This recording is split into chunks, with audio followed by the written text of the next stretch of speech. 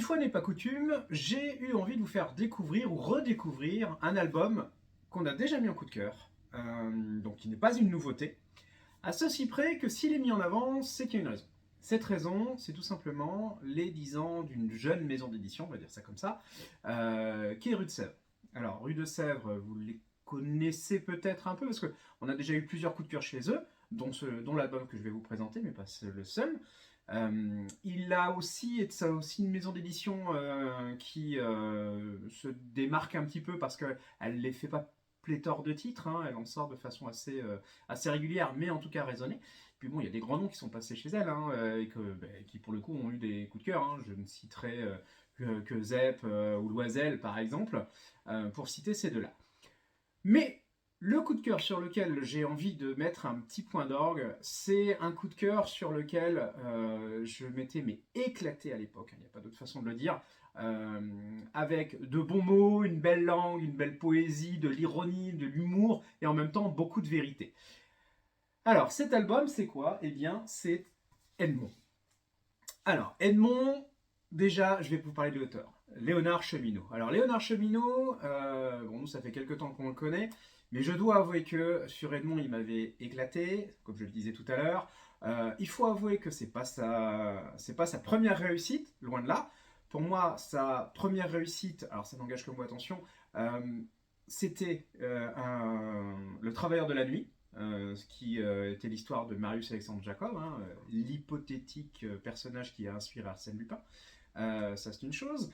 Donc là déjà il était bien placé avec Edmond, avec Le Travailleur de la Nuit, et là avec Edmond, enfin, sur la sélection des meilleurs albums de l'année, il avait quand même fini second, hein. Et ça avait été une sacrée bataille pour qu'il finisse pas premier, il avait fallu se batailler à l'époque. Et l'année dernière, il y a presque 2 ans maintenant, il nous avait sorti la Bibliomule de Cordoue, alors là qui lui a valu encore plus d'honneur puisqu'il a quand même gagné le prix de notre réseau, le prix Canal BD, donc c'est pas rien. Je dois avouer que c'est un auteur que j'adore et qui est d'une simplicité en plus. Pour l'avoir rencontré quand même et l'avoir invité, ça fait vraiment plaisir d'avoir des auteurs comme ça. Alors maintenant, qu'est-ce que c'est qu'Edmond? Eh bien Edmond, c'est l'histoire d'Edmond Rostand. Et oui, du théâtre. Mais alors attention, pas n'importe quel théâtre. Puisque Edmond Rostand, c'est celui qui a créé, recréé, réécrit, en tout cas pour le théâtre, le fameux Cyrano de Bergerac. Qui ne connaît pas Cyrano, hein, ces tirades, cette poésie, cette langue piquante, c'est juste un vrai régal. Il ne faut pas oublier quand même que c'est une des pièces les plus jouées, je crois, au monde, si je ne dis pas de bêtises, encore à l'heure actuelle, malgré l'âge, hein, puisqu'on remonte quand même au début du XXe siècle, c'est pas rien.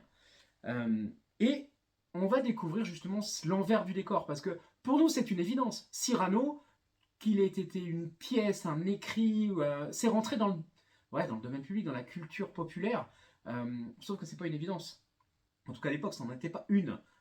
C'est vrai que maintenant, on voit moult films arriver, ce personnage est repris pour sa qualité de verbe et de verbe, hein, où il n'y a qu'à revoir, par exemple, De Cap et de Croc. Il y a quand même un album dans lequel on trouve Maître Cyrano.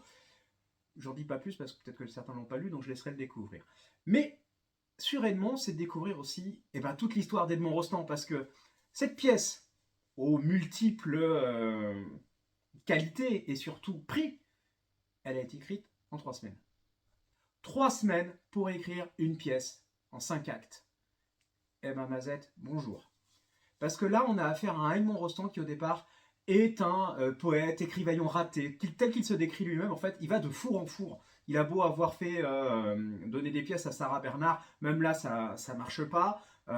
Il se fait incendier par les critiques. À chaque fois que quelqu'un va voir ses pièces, les gens ressortent. C'est long, c'est la seule chose qu'il entend. Donc autant dire que les directeurs de théâtre n'en veulent plus, il va falloir faire quelque chose.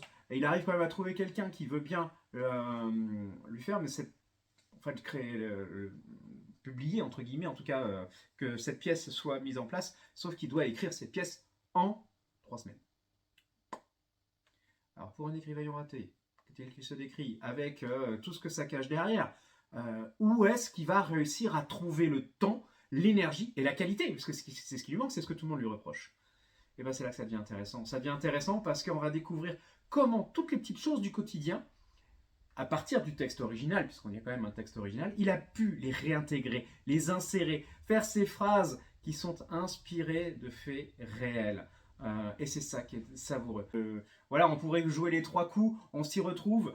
Edmond, c'est un bonheur à découvrir en redécouvrant Cyrano sous un autre angle. Donc franchement, si vous ne l'avez pas encore découvert, profitez des 10 ans de Rue de Sèvres et sachez qu'il n'y a pas que ce titre-là à découvrir parce qu'ils nous ont promis franchement des belles reparutions, puisque c'est ça exactement, hein. Il n'y a qu'à prendre The End de Zep, pour ne citer que celui-ci, mais il y en a d'autres, et encore à venir. Donc à découvrir, redécouvrir, faire découvrir aussi, parce que sur le théâtre, il n'y a pas énormément de choses en bande dessinée, et franchement ça, c'est une pièce maîtresse. Donc je vous souhaite une bonne lecture, une bonne découverte, comme le dirait Cyrano, j'espère qu'à la fin de l'envoi, il touche. Allez, à très vite.